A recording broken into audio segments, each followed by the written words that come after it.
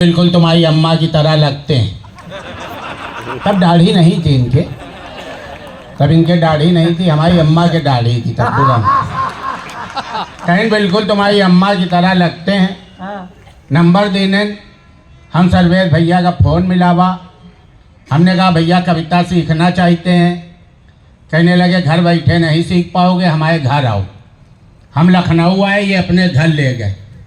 हमसे बोले भाग के जाओ, बाजार से 2 चाय लेके आओ। हमने कहा अपने घर में बैठे हो, भाभी से कही तो बना दें। बोले गुरु की बात ना काटो।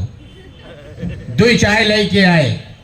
फिर इनने हमको सिखाया कि कविता कैसे सुनाना है बुजुर्गों के बीच में, कैसे सुनाना है बच्चों के बीच में, कैसे सुनाना है जवानों के बीच। कविता कुछ नहीं होती है, गाने को कविता की तरह गाना पड़ता है। आप किताब खरीदिए, कोई भी गाना कविता की तरह रट लीजिए और महफिल में सुना दीजिए, लोग वाह वाह करेंगे। हमने इनको गुरु माना, पैर छुआ।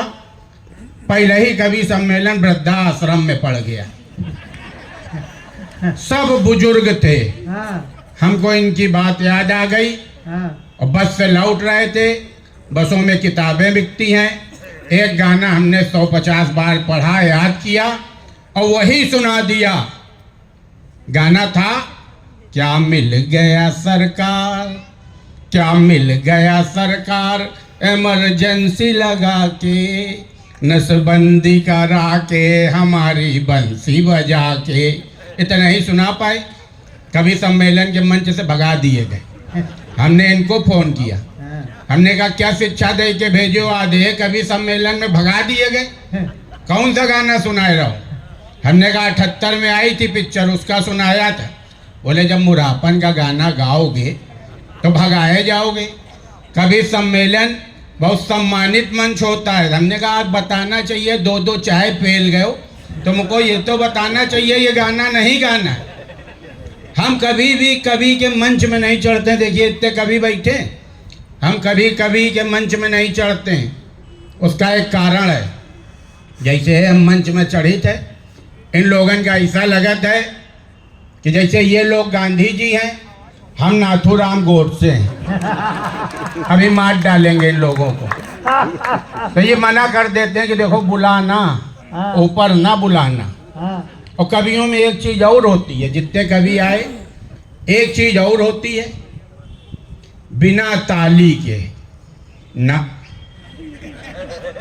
उनको बात बात पे ताली चाहिए। अगर 15 कवि किसी मंच में बैठे, देखिए 5 कवि बैठे, ऐसा लग रहा है इन लोगों का मुंह देख के कि ये कवि सम्मेलन में नहीं आए हैं, ये 9 बार में आए हैं।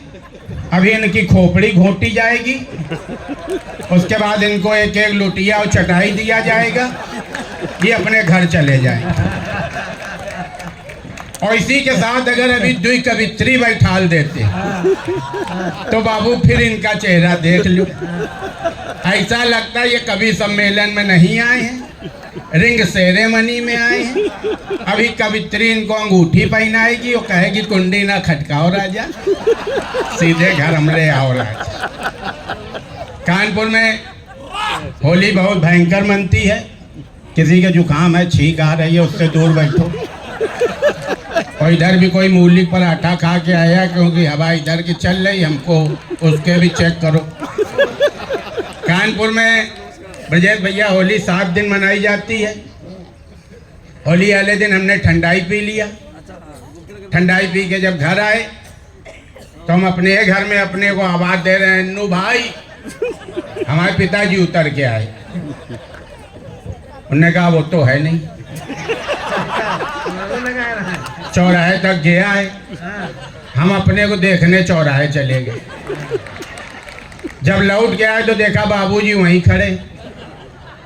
हमसे कह रहे हैं अभी तुमको कोई लौंडा तुम्हारी शक्ल का पूछने आया था, चौराहे तक गया। हमें लगा कि बाबूजी भी ठासे हैं। हम अंदर चले गए। बाबूजी ने हमको लिटाया खटिया में, एक कटोरे में कड़वा तेल लेके आए, हमारी खोपड़ी में मालिश करी। और उनने कहा कड़वा तेल रगड़ने से भांग का नशा उतर जाता है। अच्छा। तो हमने कहा अपने लगाए हो? तो उनने कहा इसी से निचोड़ निचोड़ के कर रहे हैं। फिर उनने हमको समझाया कि नशेबाजी बुरी चीज है। हमको देखो, हमने रोड लाइट के नीचे बैठ के पढ़ाई करी है, आज वहां पर हैं हम। तो हमने कहा कि फिर दिन में क्या करते थे? बोले तो फिर हमारे बाप ने करी होगी, तुम्हारे बाबा ने। हमने कहा वही तो 2 कक्षा पढ़े थे। बोले फिर पर बाबा ने करी होगी। हमने कहा तब लाइटें नहीं थी गांव में। बोले यही नशेबाजी हमें नहीं पसंद, इसीलिए हम करने नहीं देते। और उनने खोपड़ी सोरा के भाभी हमको सुला दिया। हाँ। उसके बाद हमारे सपने में शाहजहां आ गए। शाहजहां कहने लगे अन्नू हमको कहीं घुमाने ले चलो। हम उनको ताजमहल घुमाने ले गए।